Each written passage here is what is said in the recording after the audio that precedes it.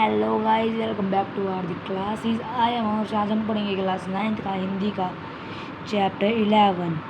बहुत से बच्चे मुझे कमेंट में बॉक्स में बता रहे थे कि भैया आप और बताते हैं कि भैया आप मतलब साइंस और मैथ्स की वीडियो डालते हैं ज़्यादा, प्लीज़ हिंदी का भी डालिए। तो मैंने सोचा अब सारे सब्जेक्ट ही डालूँगा। तो आज हम हिंदी के चैप्टर पार्ट 11 सेवैये रसखान में रसखान पढ़ेंगे, उसके क्वेश्चन आंसर सोल्व करेंगे और बीच बीच में मीनिंग समझेंगे। इस वीडियो में हम ओनली 5 क्वेश्चन करेंगे और अगले एपिसोड में हम और 5 करेंगे। इससे हमारे सारे 10 के 10 क्वेश्चन होंगे। फर्स्ट क्वेश्चन है, ब्रजभूमि प्रति कवि का प्रेम किन किन रूप में अभिव्यक्त हुआ है। इसका मतलब है ब्रजभूमि जो है मतलब उनकी मातृभूमि के लिए कवि का प्रेम किन किन रूपों में अभिव्यक्त हुआ है। अब वहाँ दिखाते हैं आपको आंसर। कवि श्री कृष्ण रास लीला भूमि ब्रज के प्रति अपना प्रेम निम्नलिखित रूपों में अभिव्यक्त करता है। मतलब कवि जो है वो श्री कृष्ण के रास लीला में ही अपना भूमि ब्रज के प्रति अपना प्रेम निम्नलिखित रूपों में अभिव्यक्त करता है। वो हमें सारे बताएगा। इसका फर्स्ट पॉइंट है हमारा, कवि अगले जन्म में मनुष्य रूप में जन्म लेकर व्रज के ग्वाले वालों के बीच बसना चाहते हैं। मतलब इसका मतलब है कवि चाहते हैं जब मैं अगले जन्म में पैदा हूँ तो मैं व्रज के जो ग्वाले हैं उनके बीच में जन्म लेना चाहता हूँ। और सेकंड पॉइंट है, वह पशु के रूप में जन्म मिलने पर नंद बाबा की गायों के बीच रहना चाहते हैं। और जब वह के कोई एनिमल बनेंगे तो वह कि नंद बाबा की गायों के बीच में रहना चाहते हैं। और थर्ड पॉइंट है थर्ड पॉइंट ने बताया कि अगर वह पत्थर बनेंगे तो वह उसी गोवर्धन का पत्थर बनेंगे जिससे कृष्ण जी ने अपनी छोटी उंगली से उठाया था और इंद्र के प्रकोप से पूरे गांव वासियों को बचाया था। फोर्थ पॉइंट है, वह पक्षी बनकर उसी कदम के पेड़ पर बसना चाहते हैं जहां कृष्ण रास रचाया करते थे। जब वह बर्ड बनना चाहता है मतलब जब वह चिड़िया बनेंगे तो वह ये चाहते हैं कि वह उस पेड़ पे रहें जिस पेड़ पे कृष्ण जी अपनी लीला रास रचाया करते थे। और फिफ्थ पॉइंट है, कवि व्रज के वन बाग और तालाबों के सामने सौंदर्य देखते रहना चाहते हैं। मतलब और वह उस पेड़ में इसलिए रहना चाहते हैं क्योंकि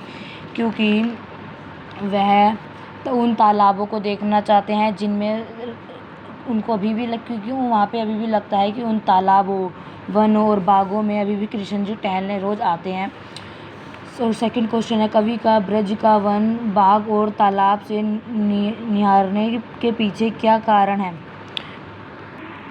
तो इसका आंसर है कवि श्री कृष्ण और उसके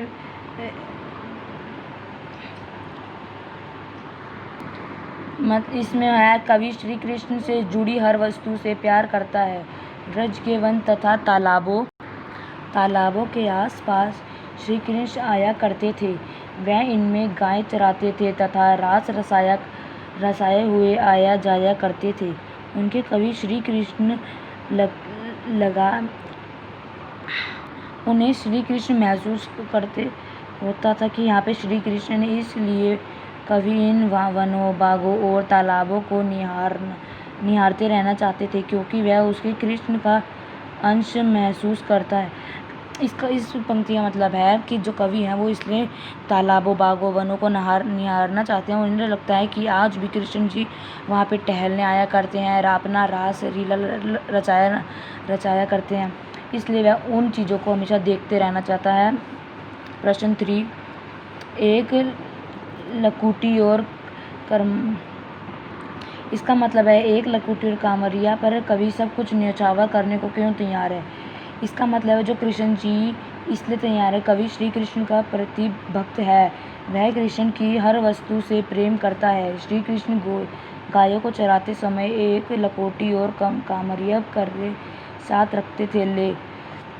लकोटी और कामरिया कोई साधारण वस्तु ना होकर श्री कृष्ण के संबंधित वस्तु थी, इसलिए कवि उन पर सब कुछ न्यौछावर करने को तैयार है। इसका मतलब है जो श्री कृष्ण है, इस कामरिया का मतलब कंबल, लकोटी का मतलब डंडा।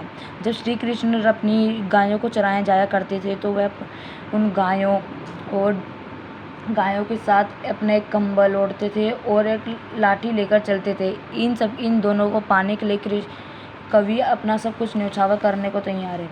साकी, फोर्थ क्वेश्चन, साकी ने गोपी से कृष्ण का कैसा रूप धारण करने को आग्रह किया था, सब शब्दों में वर्णन कीजिए। इसमें बताना है कि साकियों ने गोपी को कृष्ण के कैसा रूप धारण करने को कहा था। इस आंसर है साकी ने गोपी से वही सब कुछ धारण करने को कहा है श्री कृष्ण धारण किया करते थे। वह गोपी से कहते हैं कि सिर पर मोर के पंख का मुकुट, गले में कुंज की माला, तन पर पीले वस्त्र धारण करके तथा हाथ में लाठी लेकर वह गायों को चराने जाए। इसका मतलब है साखियाँ गोपी से कह रही हैं वह जैसे कृष्ण जी लगते थे वैसे ही तुम्हें लगना है। इनका मतलब था कि जैसे कि सर पे मोर पंख का मुकुट और गले में कुंज की माला और पीले वस्त्र पहनकर तुम्हें धारण होना है। तो गोपियों को लगता था कि ये कृष्ण जी हमारे सामने खड़े हैं, पर गोपियाँ कहती थी हम सब कृष्ण जी का सब धारण करने को तैयार हैं, बस उनकी वही मुरली हमें धारण करने को मत कहना, हमारे होठों से लगाने को मत कहना, क्योंकि उसी मुरली के कारण कृष्ण जी हमसे आज बहुत दूर हो गए हैं। इसका मतलब कि उन्हें लगता है कि वो ज़्यादा मुरली पे ध्यान देते थे, उन गोपियों पे नहीं देते थे, इस कारण ही ऐसा गोपी ने कहा है साखियों को। अब हम आते हैं अपने लास्ट क्वेश्चन में, फिफ्थ क्वेश्चन में। फिफ्थ के आगे के सारे क्वेश्चन हम नेक्स्ट एपिसोड में समझेंगे।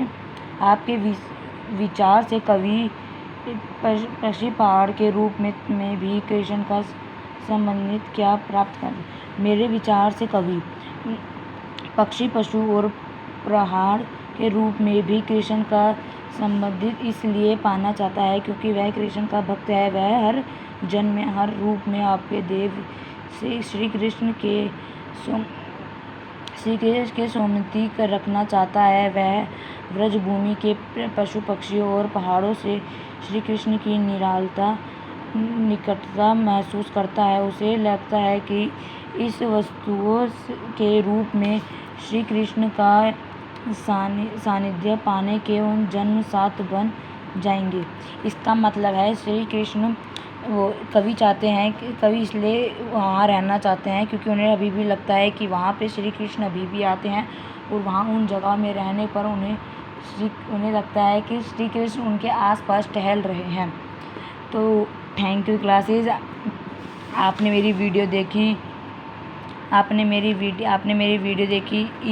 अगर आपको अच्छी लगी हो तो आप उसको लाइक करें, शेयर करें, सब्सक्राइब करें, बेल आइकन दबाएं और ऐसी और वीडियो देखने के लिए इस चैनल को सब्सक्राइब करें हार्दिक क्लासेस को। Okay bye.